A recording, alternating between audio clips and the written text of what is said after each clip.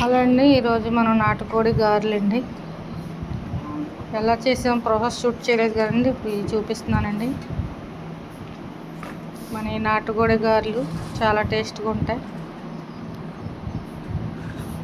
మీకు నచ్చితే లైక్ చేయండి, షేర్ చేయండి, సబ్స్క్రైబ్ చేయండి. కూర అయితే చాలా స్పైసీగా ఉందండి. Thank you friends. నచ్చితే లైక్ చేయండి. చాలా బాగుంటాయి, మీరు కూడా చేసుకోండి.